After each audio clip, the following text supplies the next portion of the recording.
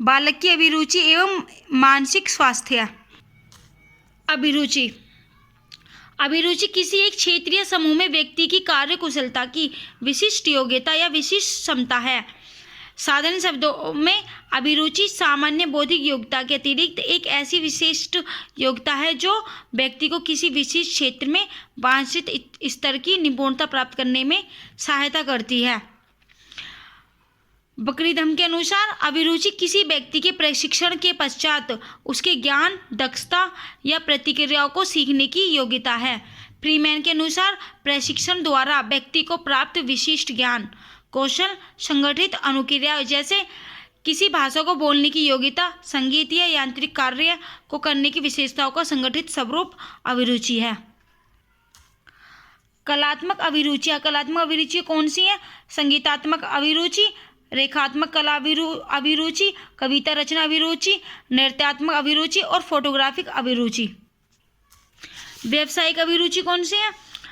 Clerical अभिरुचि, शिक्षण अभिरुचि, वकालत संबंधी अभिरुचि, विमान चालन अभिरुचि, ये सब व्यावसायिक अभिरुचियाँ हैं। इसके बाद शैक्षणिक अभिरुचि। शैक्षणिक अभिरुचि में कौन कौन सी है? वैज्ञानिक अभिरुचि, मेडिकल अभिरुचि, खेलकूद अभिरुचि, इंजीनियरिंग अभिरुचि, वाणिज्य अभिरुचि। बुद्धि और अभिरुचि में अंतर। बुद्धि परीक्षाएं आमतौर पर व्यक्ति की सामान्य योग्यताओं का परीक्षण कराती हैं।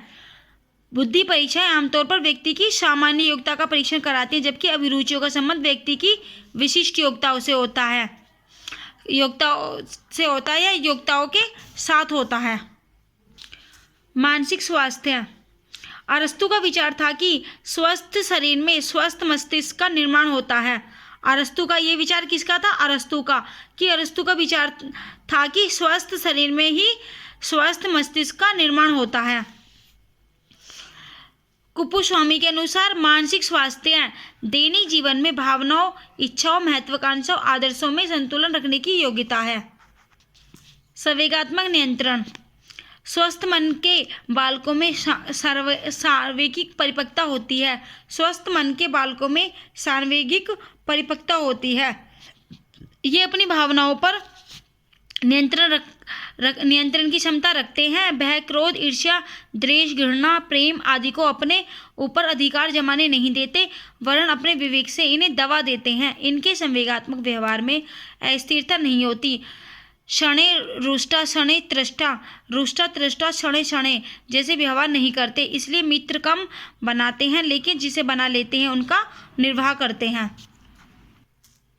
वंशानुक्रम से व्यक्ति न केवल शारीरिक, मानसिक, बौद्धिक, सामाजिक आदि विशेषताएं ही प्राप्त करता है, वरन मानसिक अस्थिरता, स्नायु दुर्बलता या असामान्यता भी प्राप्त करता है। मनोचिकित्सकों का मानना है कि मानसिक रोग प्राय वंशानुक्रमित होते हैं, इसलिए वंशानुक्रम को समझने पर बल दिया जाता है। मनोचिकित्सकों का मानना है कि मानसिक रोग प्राय वंशानुक्रमित होते हैं, इसलिए वंशानुक्रम को समझने पर बल दिया जाता है। शारीरिक स्वास्थ्य। बालक का शारीरिक स्वास्थ्य यदि अच्छा है तो मानसिक स्वास्थ्य भी अच्छा रहता है।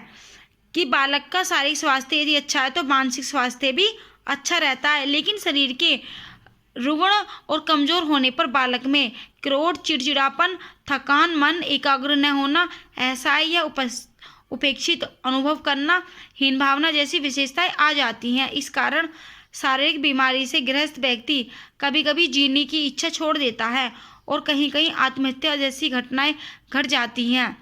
इसका कारण शरीर के साथ मन दुर्बल होना है।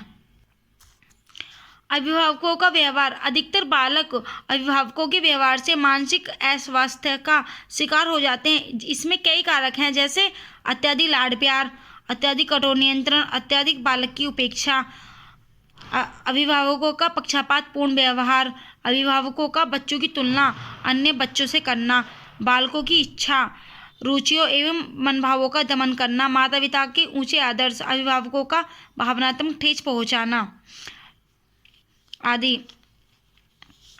विद्यालय से संबंधित कारक। विद्यालय से संबंधित निम्नलिखित कारक हैं जो मानसिक स्वास्थ्य पर बुरा प्रभाव डालते हैं।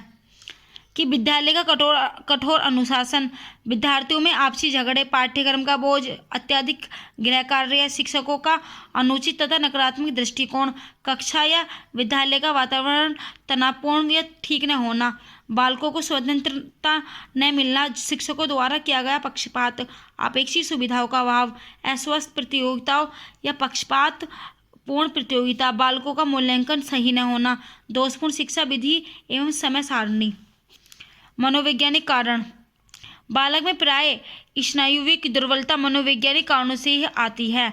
बालक बहुत ही संवेदनशील होता है, वह सभी लोगों से प्यार और सहानुभूति की अपेक्षा करता है, लेकिन कभी कभी उसे इसके बदले में तिरस्कार और प्रताड़ना मिलती है, जिसके कारण मानसिक विकृतियां उत्पन्न होती हैं। इस प्रकार प्रेरणा, जिज्ञासा, कल्पना, चिंतन, प्रशिक्षण आदि मानसिक शक्तियों को जब सही दिशा नहीं मिलती तब भी अस्वास्थ्य के लक्षण उत्पन्न होते हैं। मूल प्रवृत्तियों का संशोधन या परिमार्जन न करके उसे जबरदस्ती दबा दिया जाता है, तब भी ऐसी विकृति उत्पन्न होती है जिसके कारण बालक या तो पलायनवादी बनता है और या तो विद्रोही अथवा असामाजिक। सामाजिक बुराइयां, सामाजिक परंपराएं, रूढ़ियां, सामाजिक नियंत्रण, अंधविश्वास आदि व्यक्ति के मानसिक स्वास्थ्य पर बुरा प्रभाव डालते हैं।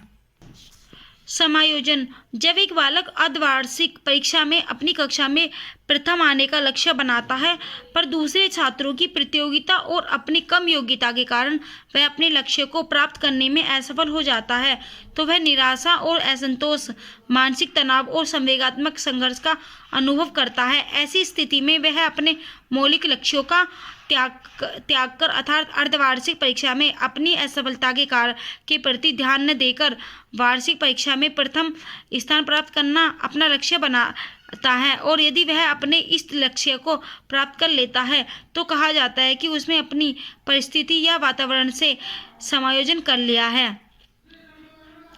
लक्ष्य प्राप्ति के लिए परिस्थितियों को अनुकूल बनाना या परिस्थितियों के अनुकूल हो जाना ही समायोजन कहलाता है।